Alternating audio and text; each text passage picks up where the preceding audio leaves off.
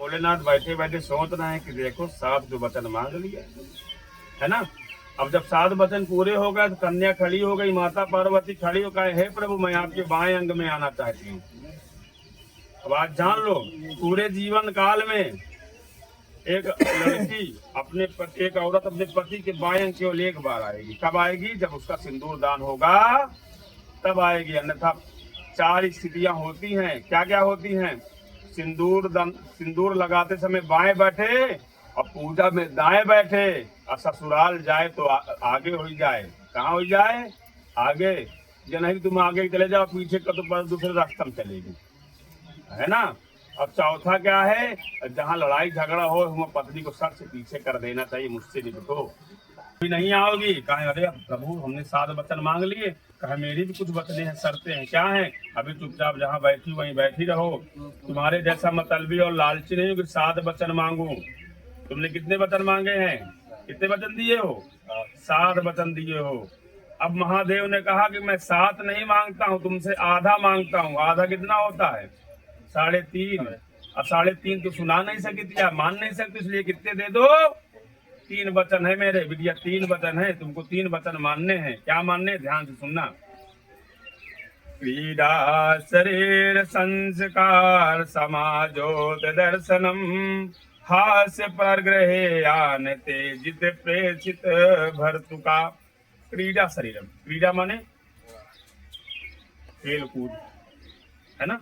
क्रीडा शरीरम, अपने शरीर में उपटन लगा लो, श्रृंगार कर लो, काजल लगा लो, तेल लगा लो, उपटन लगा लो, कुछ सुंदर दिखे ऐसा, क्रीम पाउडर लगा लो, नाच गाना कीर्तन सब कर लो, जगन नारायण का मेला देख लो, है ना। होता नहीं होता? प्रेम नगर का, पोई का मेला, जुबा का मेला, सब देखो। घर में बाजा बजा खूब नाच गाना करो, कोई मनाही नहीं, लेकिन कब करो? जब मैं हरियाणा में नहीं, पहाड़ी के पूर्व में हूँ तब करो। अब मैं अगर हरियाणा चला जाऊं तो इन कार्यों पे रोक लगनी चाहिए। कैसे रोक लगनी चाहिए? श्रृंगार उतना करो जितने की जरूरत है, क्योंकि एक स्त्री का जो श्रृंगार होता है अपने पति को लुभाने के लिए होता है, उतना श्रृंगार करने की आवश्यकता। अन्य पुरुष की बड़ाई तुमको नहीं करना है। करना है कब करना है? जैसे कोनो जैसे बारात गए हो, बारात देखने सब कोई जाता है, वहीं जाने के बाद क्या कहते हैं? बड़ा अच्छा दूल्हा है। हाँ, दूल्हे की बड़ाई कर सकते। क्यों कर सकती हो? क्योंकि जब तक किसी लड़के के सिर पे मौर लगा है वो भगवान विष्णु साक्षात भगवान राम है, तो राम की भगवान की बड़ाई कर सकते हो। परंतु उसी लड़के के सिर से मौर उतर जाए तो बड़ाई करने की आवश्यकता नहीं है। बड़ाई करो तो किसकी करो? केवल अपने पति करो कि जीवन में मेरे पति से सुंदर कोई है ही नहीं, ऐसी भावनाएं मन में रखना है। ये पहला वचन आपको मानना होगा। स्वीकार है बेटिया? चलो दूसरा वचन दो। मदीय चिंतानुगतता चिंता सदा मदाज्ञा परिपालना च प्रतिव्रता धर परायणतम कुर्या सदा सर्वमिमं प्रयंतनम। कहते हैं मेरे चित्त के अनुकूल तुम्हारा चित्त होना चाहिए। जैसे आज हमारे बढ़िया पनीर खाने का मन है, तुमका तो नहीं आज तारीन बनी, तारी नहीं पनीर बनाओ, क्योंकि मेरा मन क्या है? पनीर खाने का है। और हमेशा मेरी आज्ञा का पालन करो, और हमेशा प्रतिव्रत धर्म का पालन करो, मेरे विश्वास पात्र बनो, मेरी धर्म पत्नी बनो। तीसरा वचन क्या है? ध्यान से सुनना। तीसरा वचन, उद्याने मद्यपाने चराजा द्वारे पिता ग्रहे आज्ञाया बिना न गंतव्य प्रतिव्रत परायण दे। कहते हैं उद्याने, उद्याने 3 चीज होती है। क्या क्या? उद्याने होता है उद्याने बगीचा, उद्याने होता है अर्धरात्रि, उद्याने होता है दोपहर। इन 3 समय पे तुमको अकेले घर से बाहर नहीं निकलना है कि पता चला कि दोपहर का समय महुआ बीने का पहुंच गया, नहीं जाना। रात के कहीं नहीं जाना, बगिया में नहीं जाना। अब हमसे कुछ लोग कह दे कि महाराज ये बताओ, आधी रात के अगर घर में आग ही लाग जाए तो कहा जान प्राण त्याग देगी, है ना। तो के लिए कहा गया आपत्ति काले मर्यादा नास्ति। अगर जान आफत परी हो तो पहले जान बचाओ, बाद में मर्यादा बचाना, अगर आफत परी हो तो। ठीक है। दूसरा बात, उद्याने मद्यपाने, मद माने होते हैं गणेश जी, मदमोने होते हैं गणेश जी। अगर गणेश जी की फोटो का तो अकेले गणेश जी बैठ हो तो कभी भी सौभाग्यवती स्त्री को उनके सामने नहीं जाना चाहिए। तो कहे महाराज पूजा कहे करावा करो,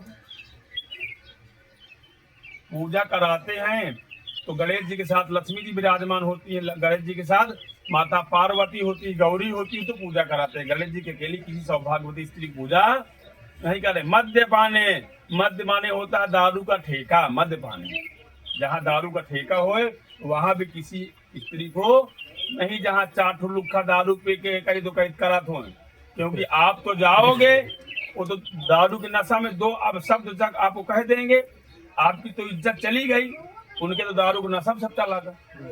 तो अगर मर्यादा बचानी तो वहां से आपको नहीं जाना। और अगला क्या है, राजा द्वारे, राजा पहले के समय में राजा का दरबार होता था, तो पति घर में न रहे तो किसी भी पत्नी को राजा के दरबार में कितने सिपाही बुलावे नहीं जात रही।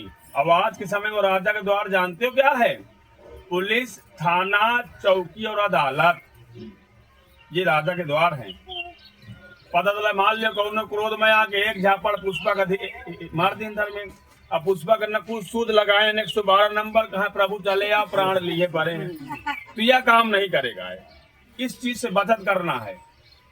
100 नंबर 120 नंबर जो भी इनको सब बाहर करो, इन सबको नहीं करना है। और क्या, पिताग्रही, अगर पिता के घर से न्योता आया हो कि हमारे छोटका भाई अनुराग के, क्या अनुराग नाम है, क्या नाम है, विजय, विजय की शादी है, न्योता में जाए का है। अब न्योता दी है कि पुष्पा बेटी चली आओ, तो कबो न जाए, चाहे पापा गुस्सा जाए चाहे रिश्ता तोड़ दें। जब तक नाम न आवा हो, जब तक पिता जिंदा है, संतोष कुमार प्रजापति, धर्मेंद्र कुमार प्रजापति, जब तक नाम लिख के ना आवे कदापि अपने पिता का घर भी क्यों ना हो बिल्कुल नहीं जाना है, त्याग देना है। क्योंकि आज्ञा बिना न गंत पति परायण थे, पिता के आज्ञा के बिना आप पति व्रत का धर्म का पालन नहीं कर सकती हो। हे प्रिय, तुम मेरे विश्वास पात्र बनो, तुम मेरी धर्म पत्नी बनो। अगर इन वचनों को मानती हो तो मेरे बावांग में अब आ जाओ, प्रेम पूर्वक मैं सिंदूर दान करके तुमको पत्नी रूप में स्वीकार कर लेता हूँ। ये वचन स्वीकार है बिटिया तुमका?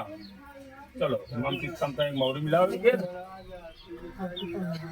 लगा दो अंगूठा, दाहिने पैर का अंगूठा लगा, हाँ दाहिने पैर का छुआ दो हटा लो, चलो खींच लो, दिल ले जाओ बस ये काम का ला दो।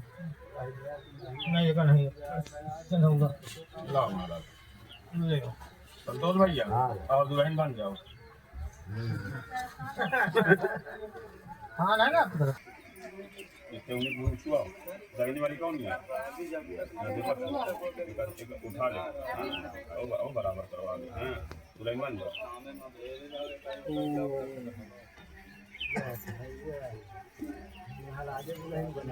अब भैया जौन जौन पाँव पूजे हुए फर्स्ट